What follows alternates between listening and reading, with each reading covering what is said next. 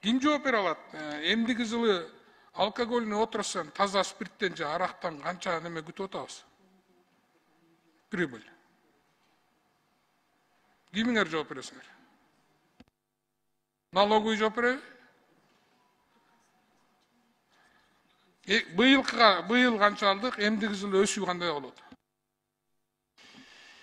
Быйылкы жылы акциз налогу боюнча акциз на импорт быйылкы жылы биз 8 миллиард 967 топталдык. НДС на импорт ИАС акциз налог на территории Кыргызской республики 2 миллиард 933. Кечиресиз. Таза спиртпи, бул спирттенби же арактанбы? Жок, бул общий. Общий бөлбөйсүзбү? Спирттен канча быйыл? Именно арак боюнча 1 миллиард 550. Былтыркы салыштырмалуу өсүү барбы? Былтыркы салыштырмалуу 1 миллиард ашыкча. Спирттенчи? Спирттен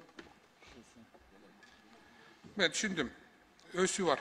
Мен эмне себептен спирттен акцизы арактын ичинде отурат да, арактын акцизинде. Таза спирттен өзүнчө болбойбу? Себеби ал жерде деле зачетный система бар болчу, ошон үчүн ичинде. Мен эмне үчүн муну айтып атам? Бир коркунуч бар алдыда келе турган жылда. Монополист Кыргызстанда монополист эмес, көп чоң арак заводдору азыр жабылып турат. Кандай себептери бар? Ал сот чечет, аны алып барам. Народныйга же бир супермаркетке кирсеңер, кыргыздын арактары турган полканын 80% орус менен казактыкы толуп кетти. Эртең спиртиңерди кимге сатасыңар? Уже алдырып ийдиңер рынокто. 80% казак менен орустун арактары турат. Бүттү. Алар бербейт азыр мындан ары.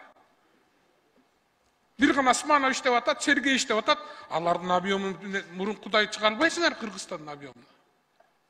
Мына силерге эмдиги жылкы бюджет кандай болорун Кудай сактаса көрөбүз. Бирок объем түшөт.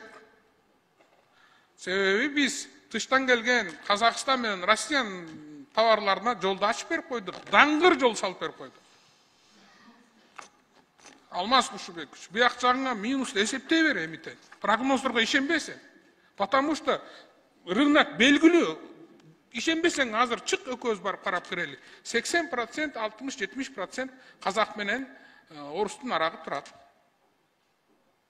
Бул бир эле мүчө, ошону бир эле мисал, ошону абайлаңыз. Сиз прогнозду кайра карап чыгыңыз.